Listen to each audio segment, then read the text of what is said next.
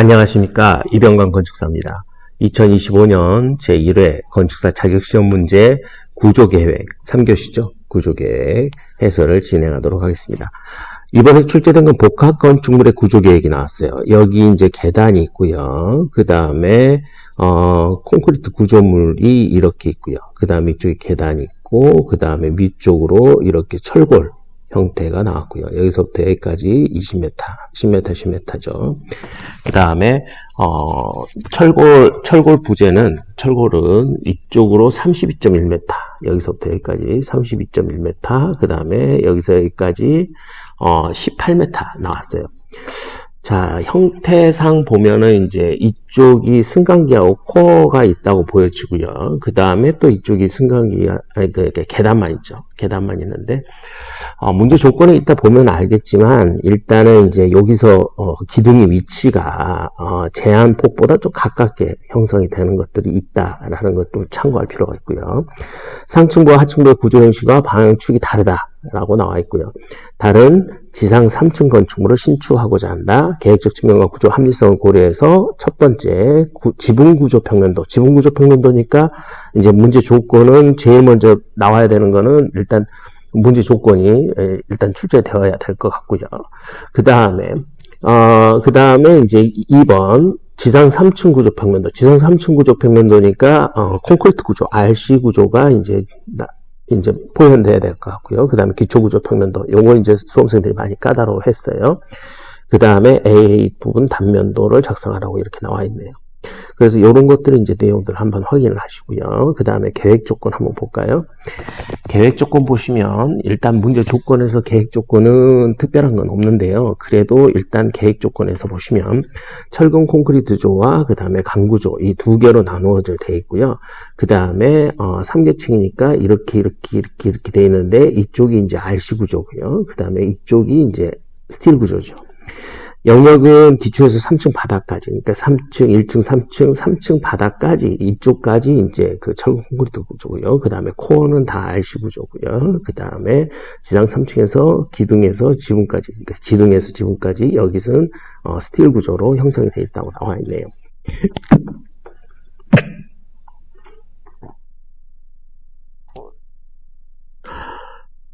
일단 그 구조에 대한 것들 내용들 확인하고요. 그 다음에 적용 하중, 고정 하중이 이제 7kN, 활하중이 3kN 이렇게 나와 있습니다. 기둥은 600. 보호가 이제 좀 독특하게 나와 있는데 보폭이 800이고 그러면 이제 기둥이 600이고 보폭이 800이고 그러면 기둥보다 보호가 좀 큰 거죠. 그래서 보통 이제 그 RC 구조에서는 보폭과 춤이 나왔다. 그러면 이쪽 이제 스틸조에서는 보통 어떻게 나옵니까? 밑에 보시면 자, 여기서는 보춤이 먼저 나오죠. 그 다음에 보폭 이렇게 나온단 말이에요. 그러니까 춤이 먼저 나오고 그 다음에 와이드가 이렇게 나오는데 뎁스 곱하기 와이드. 그 다음에 이거는 와이드 곱하기 뎁스 이렇게 나왔다. 요거 좀 참고하실 필요가 있을 것 같아요.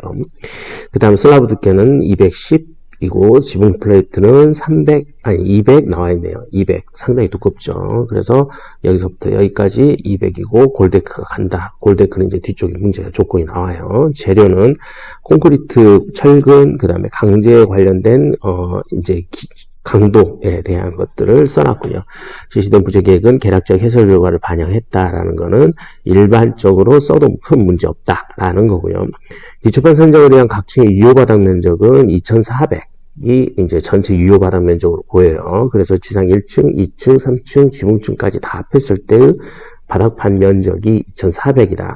그러면 1층, 2층, 3층, 4층, 이제 루프층이죠. 루프층까지 다 합해서 기둥이 이제 이 기초판이 이제 이 힘들을 위에 있는 그 유효 바닥 면적의 힘들을 받는 거죠.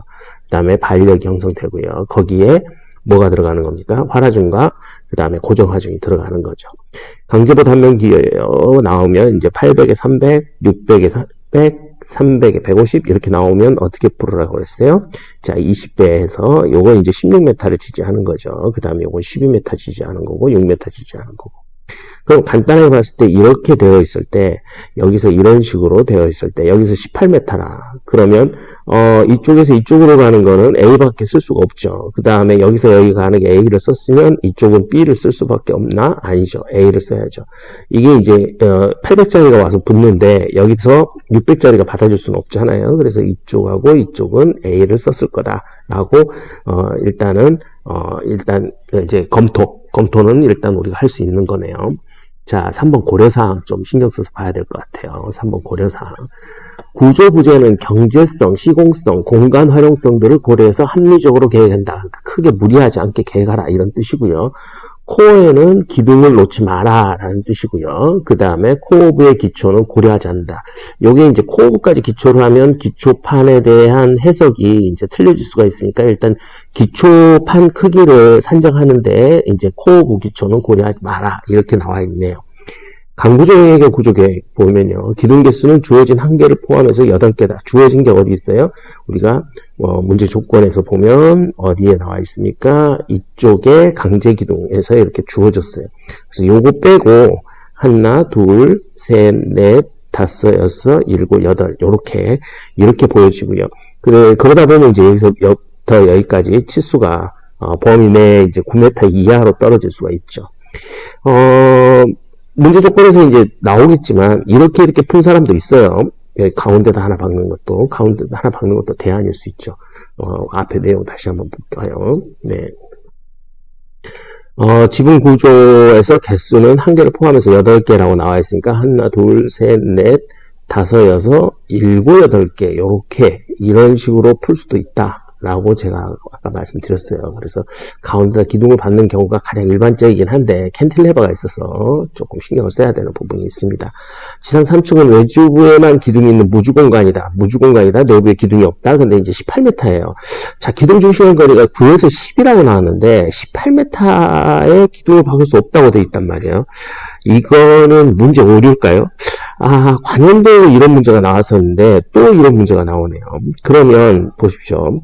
이게 이제 18m란 말이에요. 그러면 여기서 10m 간격으로 이렇게 기둥을 박는다고 쳐도 기본적으로 요게 이제 9m를 넘어가서 10m씩으로 이렇게 작업을 했다고 칩시다. 그러면 이거는 18m잖아요. 그럼 여기도 기둥을 박으란 말인가? 아니면 12m 쪽에다 기둥을 박고 그 다음에 6m를 캔티로 빼란 말인가? 이거 참 수험생들이 헷갈릴 부분이에요. 저도 잘 모르겠어요. 이런 부분들은 관연도에서 명확하게 좀 짚어줬으면 좋았을 것 같다라는 생각을 많이 해요. 그래서 기둥 중심간 거리를 주어졌으면 최대 경과는 18m로 할 수 있다. 가급적 9에서 12m로 해라. 뭐 이런 식으로 조금 완성도 높은 문제를 출제했으면 훨씬 수험생들이 좀 덜 헷갈리지 않았을까요? 자, 코어와 인접한 구간은 예외다. 그래서 이제 이쪽에 코어가 있고 여기에 코어가 있는데 형태가 이렇게 들어오잖아요. 이런 식으로. 그래서 이제 여기 기둥 박이는 건 예외다. 라고 설명을 이제 하고 있네요. 문제 조건에서 이제 이것만 보면 가운데 기둥이 박힌 게 더 맞지 않느냐 이런 생각도 할 수 있어요. 저도 그렇게 생각했으니까요. 네크플레이트 지지 길이는 3에서 4m로 본다. 그러면 뭐 예를 들어서 3, 6, 9, 12 요 안에 들어가겠네요. 그죠? 범위가. 그래서 스틸조 기둥의 간격이 3, 6, 9, 12 뭐 이 정도에서 범위 내에서 들어가는데 작은 보 간격이 최소 3m는 넘어가야 된다는 거고 그 다음에 최대 4m를 넘지 않아야 된다는 게 이제 참고하네요. 이거 나눠야 되죠. 숫자를. 그 다음에 데크플레이트 골방향은 한 층에서 동일하게 적용한다. 그러면 H빔 있고 H빔 있고 여기서 여기까지 H빔하고 H빔 사이는 3에서 4m인데 골방향이 이렇게 되어 있다는 뜻이죠. 그래서 골방향을 이렇게 적용한다. 이런 말이네요. 그죠? 네, 그런 내용이고요. 그 다음에 내용 보시면 자, 철근 콘크리트 구조의 구조 계획 이게 나와 있네요. 그죠? 철근 콘크리트 구조의 구조 계획. 철근 콘크리트 구조 영역의 구조 계획에 대한 설계 조건이고요. 그 다음에 슬래브는 모든 테두리보는 보로 지지한다. 이 말은 무슨 말일까요? 사변 지지하라 이런 뜻이죠. 사변 지지. 그러니까 4개의 변에 지지를 해라 라는 뜻이고요. 그 다음에 구조 형식의 변화를 고려하여 전이보를 계획한다. 전이보가 뭘까요? 자, 위에서 뭐가 떨어져요? 철골이 떨어지죠. 그 다음에 여기에 보가 지나간단 말이에요. 그럼 2보는 뭐예요? 트랜스퍼 시킨 거죠. 그래서 즉 이보가 전이보다. 전이보. 그래서 일부 철골 기둥이 있으므로 구조가 서로 달라서 이쪽에 그 위쪽에서 내려오는 그 직하중을 받아줘야 되는 부분이 생기니까 이런데 전이보가 생긴다는 거죠. 전이보 및 돌출 부분의 기둥은 슬래브는 보 중심선으로 둘러싸인 면적을 30에서 40으로 하라라고 돼 있어요. 이게 이제 30에서 40으로 하라라고 돼 있는데요. 지금 뒤쪽에서 보면 우리가 이제 현황도 보면요. 현황도상에서 지금 여기가 이제 30에서 40으로 하라는데 요게 이제 7m예요. 그 다음에 요쪽이 10m고 그럼 요게 70평방미터죠. 70평방미터에서 반하면 35평방미터예요. 그래서 이런 식으로 계획되어 있는 걸로 보여져요. 예, 그 다음에 RC는 이렇게 계획되어 있는 걸로 보여진다. 요 내용까지 한번 짚어보고요. 그 다음에 전이보 이외의 모든 보는 연속보로 계획해라. 그럼 전이보는 연속이 안 될 수도 있는데 나머지 보는 연속으로 해라. 이 말은 뭐냐면 철근량을 좀 줄여라. 그 다음에 구조의 강성을 최대한 높여라. 이런 뜻이죠. 그래서 전이보는 연속보가 아닐 수도 있다. 연속보일 수도 있고 아닐 수도 있다. 이런 얘기죠. 앞서 설명드렸던 거 7에 10이니까 70평방미터 반으로 나누면 약 한 35평방미터. 그래서 크게 문제없이 RC 구조는 계획을 할 수 있는 걸로 보여져요. 일단은 기초의 구조 계획 들어가기 전에요. 여기까지 한번 설명을 했어요. 기본적인 내용들에 대한 파악들이 중요하고요. 그 다음에 이 문제 같은 경우는 강구조 접합에 대한 이해도를 좀 너무 디테일한 부분이긴 한데 요거를 요구를 했어요. 그 다음에 기초판 면적 산출에 대한 공식은 아니고 이제 풀어봐라 이건 거고, 그 다음에 RC와 스틸조에서 프레임 드로잉 능력, 요 드로잉 능력을 좀 판가름했는데 글쎄요, 뭐 문제 완성도라든가 난이도 이런 걸 봤을 때 난이도는 제가 봤을 때 중상 정도, 그 다음에 완성도는 뭐 제가 평가할 사항은 아니지만 그래도 약간 좀 아쉬운 부분이 몇 군데 있다. 수험생들이 좀 혼란을 겪지 않았을까 이런 걱정이 많이 앞서네요. 여기까지 간단한 설명을 하고요. 기초의 구조 계획에 관련된 설명을 이어가도록 하겠습니다. 두 번째 강의에서 뵙죠. 감사합니다.